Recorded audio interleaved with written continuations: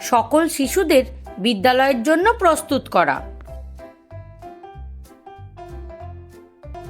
উদ্দেশ্য: অঙ্গনওয়াড়ি এবং বিদ্যালয়ের গুরুত্ব জানার পাশাপাশি বিদ্যালয়ের জন্য প্রস্তুত হওয়া সম্পর্কে জানতে সক্ষম হবে। নতুন শিক্ষানীতি অনুযায়ী বিদ্যালয় প্রস্তুতিকরণ সম্পর্কে বুঝতে পারবে। বিদ্যালয়ের জন্য সকল শিশুর প্রস্তুত হওয়া, সকল শব্দের অর্থ সঠিকভাবে বুঝতে পারবে। বিদ্যালয় প্রস্তুতিকরণে বিভিন্ন স্টেক হোল্ডারদের ভূমিকা বুঝতে পারবে। নমস্কার, গত সপ্তাহে আমরা জেনেছি যে শিক্ষা এবং স্বাস্থ্য একে অপরকে শক্তিশালী করে এবং মানুষকে সুখী, সফল এবং সমৃদ্ধ জীবনযাপন করতে সহায়তা করে। এটি সুনিশ্চিত করার জন্য সরকার, সম্প্রদায় এবং জনগণকে একসাথে কাজ করতে হবে, যাতে প্রত্যেকেই মানসম্পন্ন শিক্ষা এবং স্বাস্থ্যসেবা পায়। আজ আমরা সকল শিশুর বিদ্যালয় প্রস্তুতি সম্পর্কে আলোচনা করব। অঙ্গনওয়াড়ি কেন্দ্রের গুরুত্ব। বিদ্যালয় প্রস্তুতিকরণের সূচনা বিন্দু হল অঙ্গনওয়াড়ি কেন্দ্র। এখানে শিশুরা পুষ্টি, শিক্ষা এবং স্বাস্থ্যসেবা পায়, যা তাদের সার্বিক বিকাশের জন্য অপরিহার্য। বিদ্যালয়ের গুরুত্ব খুব সহজভাবে বলতে গেলে এটি একটি শেখার জায়গা, যেখানে শিশুরা পড়তে, লিখতে এবং গণিত করতে শেখে, যেখানে তারা নতুন নতুন তথ্য পায়, বন্ধু করার সুযোগ পায় এবং অন্যান্যদের সাথে মিলেমিশে থাকতে শেখে। শিশুরা খেলাধুলায় অংশগ্রহণের সুযোগ পায় এবং মজাদার কার্যকলাপ করা হয়। বিদ্যালয়ের জন্য প্রস্তুত হওয়া কি?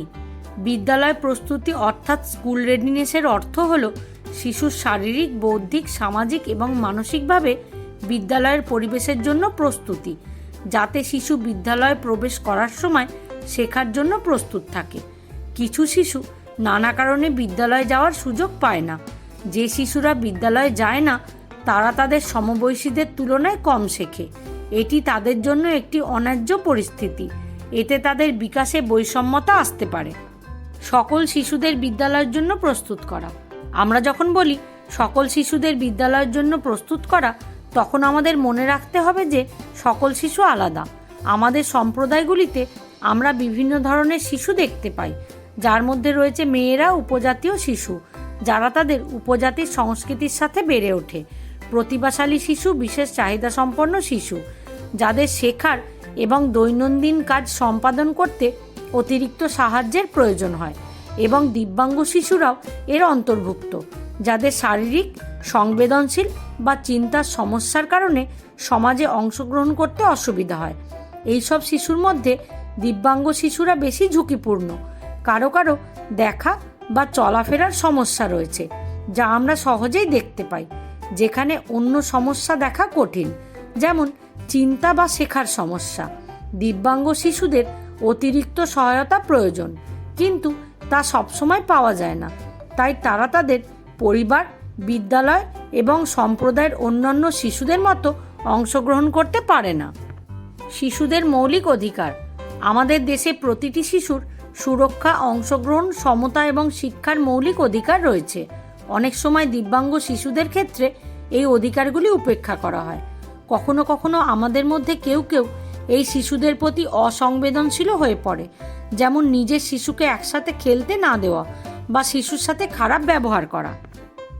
যদিও দিব্যাঙ্গ শিশুদেরও সমান অধিকার রয়েছে, ভারত সরকার দিব্যাঙ্গ শিশুদের সুরক্ষা এবং সম্পূর্ণ অংশগ্রহণ নিশ্চিত করতে কিছু অতিরিক্ত অধিকার প্রদান করেছে। শিক্ষার অধিকার আইন 2009, সমস্ত শিশুকে বিনামূল্যে এবং বাধ্যতামূলক শিক্ষা প্রদান করা। দিব্যাঙ্গ ব্যক্তিদের অধিকার আইন 2016, দেশের সকল দিব্যাঙ্গ ব্যক্তিদের অধিকার রক্ষার জন্য একটি শক্তিশালী আইন। সমগ্র শিক্ষা অভিযান শিশুদের বিদ্যালয়ে অংশগ্রহণ নিশ্চিত করে। সরকার 5 বছরের বেশি বয়সী দিব্যাঙ্গ শিশুদের জন্য দিব্যাঙ্গ এবং ইউডিআইডি কার্ড সরবরাহ করে, যার মাধ্যমে তারা বিনামূল্যে অনেক পরিষেবা পেতে পারে। নতুন শিক্ষানীতি 2020 এবং school readiness. National education policy 2020-র সুপারিশ অনুসারে এনসিইআরটি প্রথম শ্রেণীর সকল ছাত্রদের জন্য একটি 3 মাসের ক্রিয়াভিত্তিক বিদ্যালয় প্রস্তুতি মডিউল তৈরি করেছে, যা রাজ্যগুলিতে তাদের প্রয়োজন অনুসারে গৃহীত হয়েছে। সামগ্রিক শিক্ষায় এটাও সুনিশ্চিত করা হচ্ছে যে 5 বছর বয়সের আগে প্রতিটি শিশু একটি প্রারম্ভিক শ্রেণী বা কিন্ডারগার্টেন অর্থাৎ প্রথম শ্রেণীর আগে যেতে পারে। এই প্রারম্ভিক শ্রেণীর শিক্ষাদান প্রধানত খেলাভিত্তিক শিক্ষার ওপর ভিত্তি করে বৌদ্ধিক, আবেগগত এবং মানসিক ক্ষমতা এবং প্রাথমিক লেখা ও সংখ্যার দক্ষতা বিকাশের উপর গুরুত্ব দেওয়া হবে। নীতির মূল বিষয় বিদ্যালয় প্রস্তুতি মডিউল।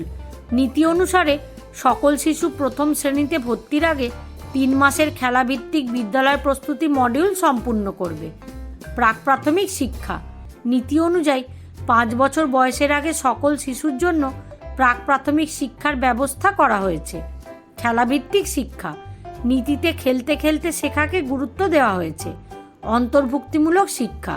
নীতিতে সকল শিশুর জন্য, বিশেষ করে দিব্যাঙ্গ শিশুদের জন্য অন্তর্ভুক্তিমূলক শিক্ষার উপর জোর দেওয়া হয়েছে। সকল শিশুর মধ্যে বিদ্যালয় প্রস্তুতিকে উৎসাহিত করার উপায় এবং স্টেক হোল্ডারদের ভূমিকা।